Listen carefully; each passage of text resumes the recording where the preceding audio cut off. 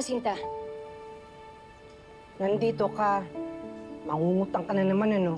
Alam ko po na malaki ang utang ko sa inyo. Pero hindi ibig sabihin nun, may karapatan kayo manghimasok sa pamilya ko. Hoy, teka. Ano bang dinadrama-drama mo? Pwede ho ba? Tigilan niyo ng pagkwento kay Tali tungkol sa tatay niya. Hindi ho kayo nakakatulong. Mas lalo niyo lang sinisira ang relasyon namin mag-ina. Excuse me. Para sabihin ko sa'yo, maganda ang intensyon ko. Sinasabi ko lang sa anak mo ang karapatan niya.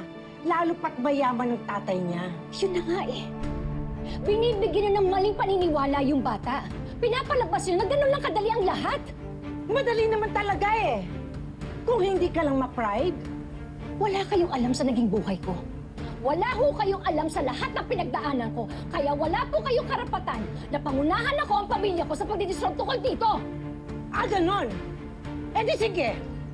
Sa susunod na mangutang ka sa akin, laps ka na. Ang yabang-yabang mo, tingnan natin kung saan ka makakarating.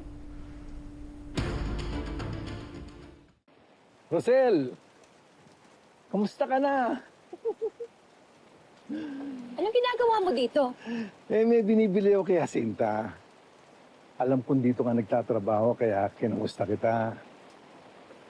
Alam mo, Rosel, kahit paano nakukonsensya pa rin ako sa nangyari. Nga pala, eto. Ano yan? Di pera. Para makatulong sa inyo. Saan galing yan? Saan mo nakuha yung perang yan? Diba sabi mo sa akin, baong kayo sa utang ni Malu? Ito naman, ang dami mo naman tanong. Ako na nga doon tumutulong eh.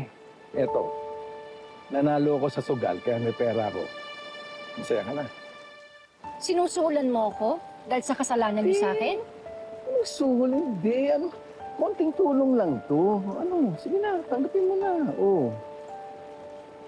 Sorry ulit sa nangyari, ha? Wala na tayong magagawa. Isa pa, sakit man. Pero kailangan kong isipin yung mga anak ko eh. Kailangan ko sila bigyan ng atensyon. Alam ba ni Chris na kambala naging anak mo?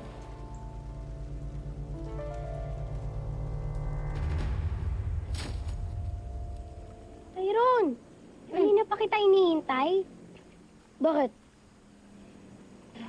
May nalaman kasi ako tungkol sa tatay natin. Talaga? Oo, mayaman pala siya, sabi ni Aling Jacinta. Tama nga yung iniisip ko. Ganon?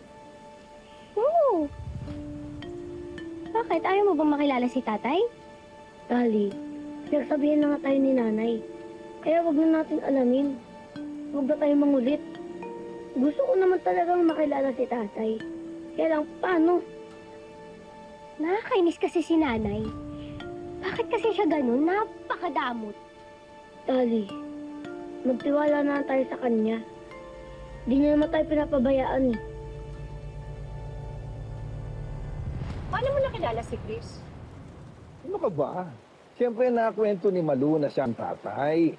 Alam mo naman si Malu may kadaldalan yun eh. Huwag mo na siyang babanggitin kahit kailan, ha?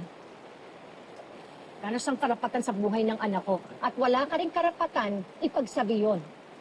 Sorry naman. Natanong siya. Hindi kasi, di ba, namatayan kayo ng anak. Pero may isa pa naman. Yung lalaki. Wala na siyang kinalaman sa buhay ni Tyron. O sige, kung yun ang gusto mo. Alam mo, ang iniisip ko lang ngayon, si Tali.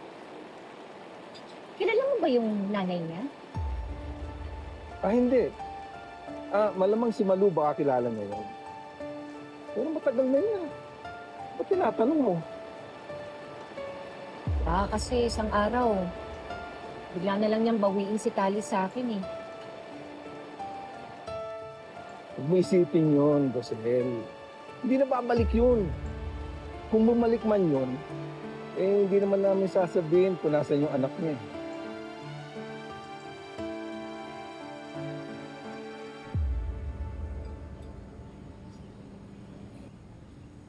Nang nawawala yun.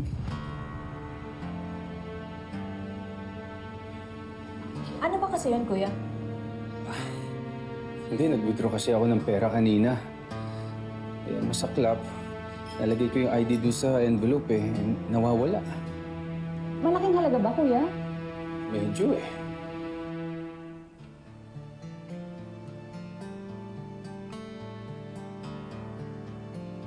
Hindi ko po kayo kilala, sir. Pero sa itsura pa lang po ninyo, mukha po kayo mabait.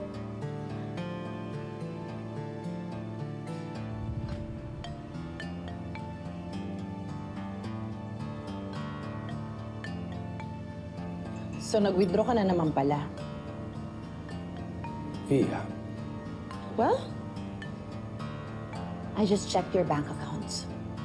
May mga past withdrawals ka pa, di ba? Bakit? Saan mo dinadala yung pera? Kala ko i-Indianin mo na ako eh. Ha? kompleto yan ah. Baka makita pa tayo dito eh. Ayos. Pero hindi pa kompleto to ha. Pero okay lang. Makikita naman tayo ulit para doon sa huling hulog mo. Alam ko. Oh, kompleto yan ah. Walang labis, walang kulang. Ayos. Bababayaran ko na lahat ng utang ko. Bakit hindi ka makasagot? I'm asking you. Saan mo dinadala yung pera? Alam mo, ang di ko maintindihan. Sarili kong bank account yan. Personal savings ko. Bakit pinakikialaman mo? Sige ma, iwan ko na muna kayo mag-asawa.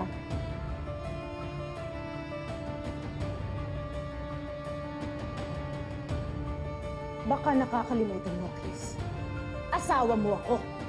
Kaya yung pera mo, pera ko din. Alam ko. Makakalimutan ko ba yon? Alam mo, bukas, punta ko yung bangko niya. Irereklamo ko yung manager bakit yung personal details ko tungkol sa personal bank account ko ay alam mo. Chris, that's not the point! What's the point? Ang point ko, sagutin mo yung tanong ko! Saan mo dinala yung pera?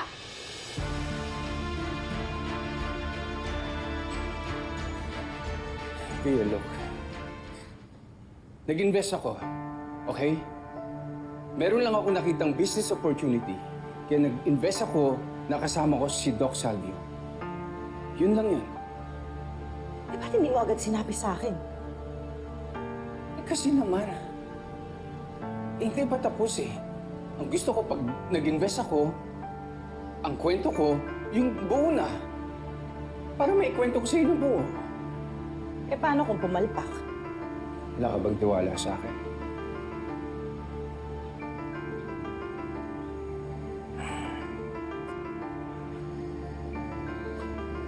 Matagal na tayo mag-asawa, di ba?